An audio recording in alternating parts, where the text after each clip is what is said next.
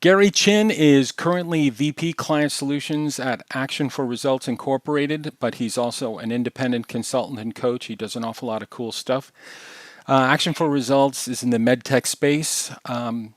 He specifically he connects strategy with execution in the medical device product development. He builds high performing teams, improves delivery productivity, overcomes obstacles, and raises the customers and clients' games in a complex and demanding field. Crazy amount of stuff happening in med tech. Just I get like windburn just thinking about everything that's going on there. Gary's a seasoned facilitator trainer, deep skills on project management. He's got capability to effectively engage technical and business audiences in challenging discussions, leading to the delivery of best value products. And he will keep you on time and on budget. That's what this guy does. Gary and I have a long past where we worked. He was a subject matter expert, thought leader in a program that we did at my previous employer entitled The Accidental Project Manager, project management skills for the accidental project manager. And it was this wonderful baseline course, sort of demythologicalize or just, take away all the mystery of what it means to be a project manager and how to get started. I rambled. I hope that was kind of like a little bit of a beef stew there I threw at you, Gary. What's going on now? I was on your website not too long ago, and you're offering some online learning in addition to what you're doing. Yeah. What's going on? Yeah. Well, thanks for that great That was introduction, a professional. Dave. That was a professional introduction just for you. Yeah. But you're right. I mean, a few things. I think the medtech space right now is just, it's really, it's changing. It's fun in the U.S. The healthcare system is very complex, and the whole COVID-19 scenario has opened up a lot of wounds and helped us learn a lot. And some of our clients are really struggling because of what's going on, but other ones are really in the thick of searching for vaccines, tests, and the like. So it's really a fun Mm-hmm. place to be right now in product development and that space. But yeah, so I'm still kind of running consulting for Action for Results. That keeps up most of my time. I'm doing some private coaching and the like on the side, and the thing on my website, which is mostly a blog. But I did a follow up on that webinar that we did years ago on skills for the accidental project manager, and I kind of built that out to a more of a full e-learning course. And I just, put it up free on my website. So anyone who wants to check that out for no charge, please do. Just one way of giving back. Excellent. Thank you so much, Gary. I'm going to jump in here. Virtual facilitation. Getting groups to have productive online dialogues and getting to decisions. So we're on Zoom, we're on God knows what. You've got a team of disparate individuals, maybe across time zones.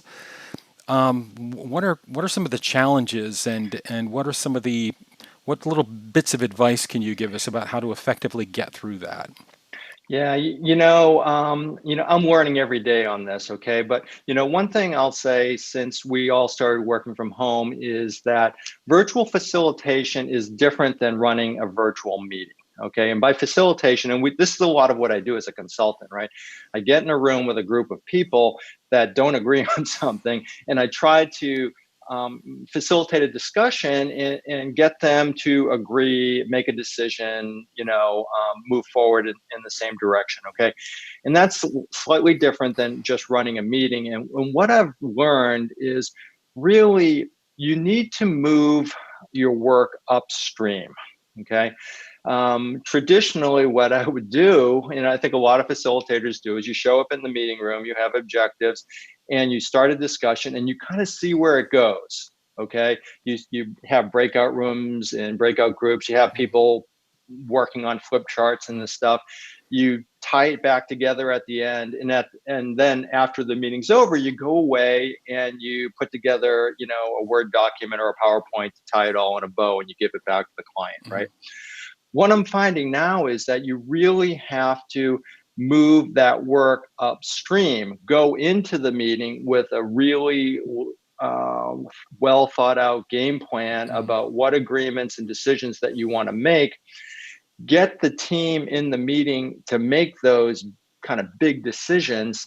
And then you need to go away afterwards and put pen to paper on the details and circle the final deliverable back to the client Okay, and let them kind of review it. good. Because what we're finding is it's really hard to facilitate a discussion on Zoom with a dozen people, Mm-hmm. like everyone's trying to jump into the discussion. You're trying to use chat. The technology is great, but it's still not baked. Mm-hmm. So Okay, good. having the technology, but thinking through how you're going to use it is really critical, I think. And another thing I know you have an opinion on is I don't know how it is for you, but for me, um, this has actually been kind of an interesting moment where I'm reconnecting with a lot of people who I've done previous work for. I've done other interviews with. Again, what's this? What's it been like for you networking or rekindling some of these old relationships over like a Zoom platform? It's actually been great. Okay, so I'm not a good networker. I'll just say that. I'm not the type of person who can show up at one of these networking events and hand out Hmm. business cards and meet a lot of people. However, and let me answer this from the professional and the personal perspective, because like professionally on Zoom, on LinkedIn, for example, I have a lot of connections, people that I've met, but don't really know. Hmm. Okay. And you might have a lot of people like this that, Yeah. you met them somewhere, they sent you a Hmm. connection, your LinkedIn. So what I've been trying to do is reach out to one person a week on my network, someone that I know but don't know well, and Hmm. say, hey, do you want to talk for 45 minutes on Zoom, catch up, and give me your thoughts on this or that. Hmm. And sometimes I'll even write it up and make a blog post, Hmm. give them a little promotion. But the real thing is now I've made a connection with Yep. someone, and I'm trying to Sure. do that once a week. um, the other thing is on the same thing on the personal side, friends that I haven't connected with for years. My old college roommate. Okay, I did, 30 years ago. Okay, we kind of lost. Touch with each other, and we connected Hmm. during this crisis. And just yesterday or two Hmm. days ago, he texted me because I'm out near Portland, Oregon. I don't know if Hmm. you knew that, but Hmm. well, I'm actually on the coast of Oregon. Hmm. But he said, hey, what's going on in Portland with all these paramilitary troops and everything? Are you okay? We thought Hmm. about that, and we started a Yeah, dialogue. I mean, that's it's just nice. great, I That's think. great. And just as a final question, if you can give me your sort of 1 minute on, what lessons have we learned that we must not forget? If I have to go back to my role and my life in the MedTech in the healthcare industry, and the one thing I think that we've learned is that telemedicine, telehealth works.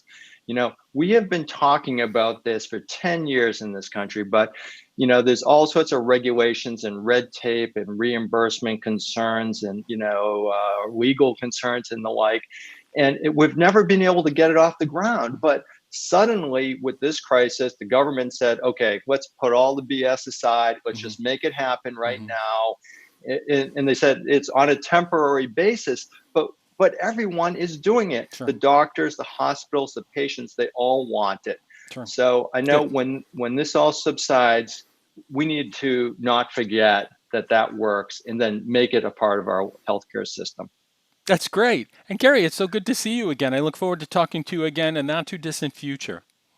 Yeah, let's stay in touch, Dave. Thanks for reaching out. Love doing this with you.